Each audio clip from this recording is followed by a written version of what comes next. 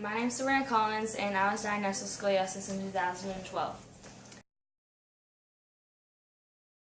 I went to a bunch of doctors and they didn't really think about surgery or anything, and because I was never in pain and my vertebrae weren't turned or anything. It was just really, really bad. And then in the summer of 2013, I ran cross country and I pinched the nerve in my lower back and I couldn't walk for 2 weeks, and it was just a really, really long 2 weeks process of not getting out of bed, going to all the different types of doctors that I could possibly go to, and they didn't know what was wrong, and I couldn't sleep. I didn't eat or sleep for a long time, and I always laid in the bed, and it was just a really, really long process.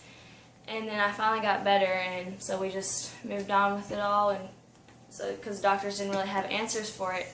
And then my curves started getting worse and worse, and then I started getting pain in my stomach from if I ate too much, because my backbone was laying on top of my stomach. And so if I ate too much, it would make me really, really sick, to the point I didn't really eat a lot because I didn't want to feel like that. And so the doctors, they're like, oh, let's do surgery. And so that's all the answer seemed like it should be, is surgery, surgery, surgery. And I did not want to have the surgery because I'm a dancer and a track runner, and if I have the surgery I wouldn't be able to do either one, ever again.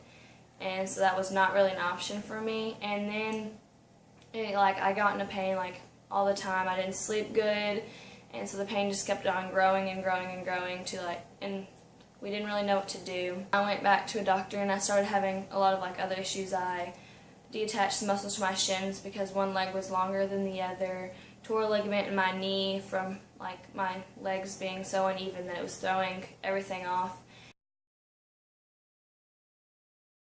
And then last year my back didn't hold myself up when I was jumping a hurdle, and I broke my arm, and it was just affecting me in a lot of other different ways than just my back. And then we found a new chiropractor, Dr. Travis, and he helped with therapy with the whole family, and it started making me feel a little bit better, but the curves were still growing, and they told me I have to get surgery when I was 17, and we were there's no way I can have the surgery, and so it made it feel like there's no hope or anything besides the surgery. And then he recommended me to a doctor in Florida, and I went there for a bunch of intensive therapy for 2 weeks. And when I was down there, I learned I had really low lung capacity, so it was affecting my breathing and stuff when I was doing things, and that's why when I would run or do dance or something, it took me really long to catch my breath.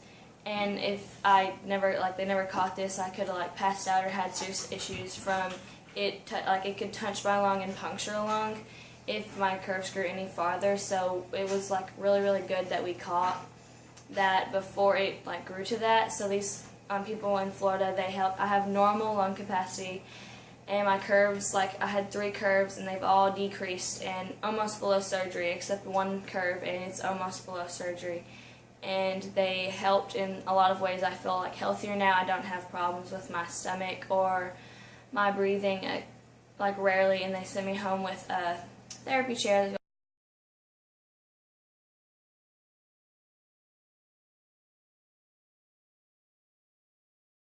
We have it in my house, and I have to do a bunch of home therapy. I'll have to continue this therapy for my entire life though for it, and which is much better than having rods from the top to the bottom of my back. And my legs are completely even now. I'm not in pain as much, and it just helped a lot. And I would recommend anyone with scoliosis to go to doctors like this.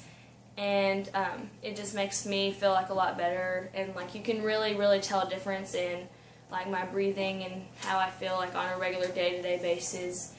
And the doctor down there is really good. He'll keep up with you. He'll make sure you're feeling better, and if you have any problems, he answers all your questions. That was what I had millions and millions of questions about my back and my body, why it was happening and stuff, and he answered all of them in a good way, and he never left you just with any kind of questions. And now that I've with a bunch of home therapy and everything, And with like all the answers and stuff, he said I have to take this chair home because it's really the only like way that I'm gonna stay better and feel better. And this entire process, and it's really, really expensive, and that people are never alone in this walk. And I hope that when you see this video, you will help me and other people along with their journey in this scoliosis thing, and help other people get to this doctor in Florida, get to a doctor with help, and help them not feel alone, and that money is not a problem with getting your back fixed or anything. And so I'll put an email below, and I'm here to talk to anyone about the issues. Like, you never have to be alone no matter what, because it's a walk that a lot of people have, and no matter like what you've had, if you've had the surgery, you can still get help like with your scoliosis. You're never just stuck with that. And if you haven't had the surgery and they're telling you you have to have it, there's other options for you. With this video, like along with my journey, I'm humbly asking for donations for this Florida trip that I've had, and through the rest of my process with all the doctors. And I humbly ask you for your donations, and for other people, because me and my family are wanting to start a foundation for other people that have to go through all of this. Thank you for your time, and I have an email below that if you need to talk to anyone or want to hear more about my story, or you want to talk to someone about your story or your journey,